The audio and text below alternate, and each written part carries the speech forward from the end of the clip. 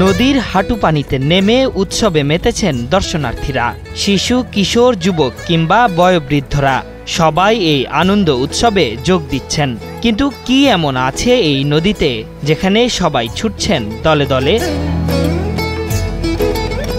এখানে ঘুরতে আসা দর্শনার্থীরা বলছেন স্থানটি পরিচিতি পেয়েছে মিনি জাফলং হিসেবে।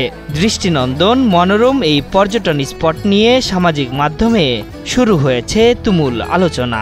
আসছি তো অনেক কষ্ট করে, ভাবছি যে জায়গাটা অনেক সুন্দর, কিন্তু জায়গাটা আসলে সুন্দর কিন্তু বেশি ভিড়।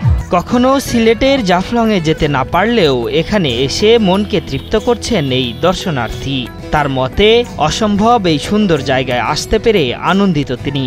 এমনকি অন্যদেরও এখানে ভ্রমণে আসার আহ্বান জানিয়েছেন তিনি। এখানে এসে দেখতে পেলাম যে এখানকার জায়গাটা এত সুন্দর, মনে হচ্ছে যে সিলেটের জাফলং থেকেও এখানকার জাফলংটা খুবই ভালো এবং সুন্দর মনোরম পরিবেশ।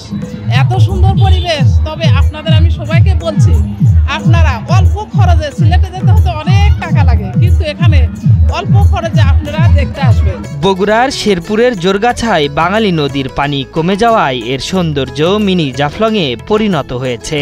স্বাভাবিকভাবেই বগুড়ার বুকে এক টুকরো জাফলং দেখতে ভিড় করছেন ৮ থেকে ৮০ সবাই। আমরা শুধু শেরপুর হতে আমাদের ছেলেদের বন্ধু বান্ধব সহ আমরা এখানে দেখতে আসছি, দেখে আমাদের অনেক ভালো লাগলো। হঠাৎ এখানে আমরা নামকরণ করি মিনি জাফলং, তারপরে আসলে ভাইরাল। এর আগে অনেকবার আসছিলাম, তখন লোকজন কিছুই ছিল না। আমি ড্রোন দিয়ে ভিডিও করছি, তারপরে এখানে লোক আসা শুরু হয়েছে, যেটা আমি মনে করি। আর এই প্লেসটা অনেক সুন্দর, দেখতেও মাশাআল্লাহ অনেক সুন্দর লাগে।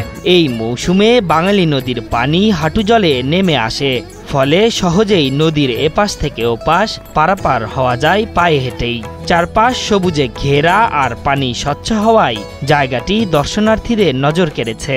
এটা হচ্ছে কেউ কেউ বলতেছে যে সিলেট, জাফলং এগুলোর সাথে তুলনা করা হচ্ছে। ট্রেন্ডিংটা হয়ে গেছে, এখানে জাফলংয়ের একটা গেটআপের মতো চলে আসছে, এই জন্যই আর দর্শনার্থীদের আগমনকে ঘিরে এলাকায় গড়ে উঠেছে বেশ কিছু ভ্রাম্যমাণ দোকান।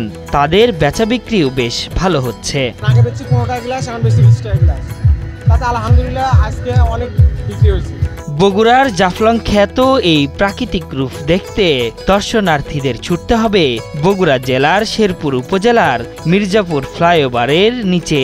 সেখান থেকে ভ্যান কিংবা ব্যাটারি চালিত অটোরিকশায় যাওয়া যাবে মিনি জাফলংয়ে। আশরাফুল ইসলাম, ৭১।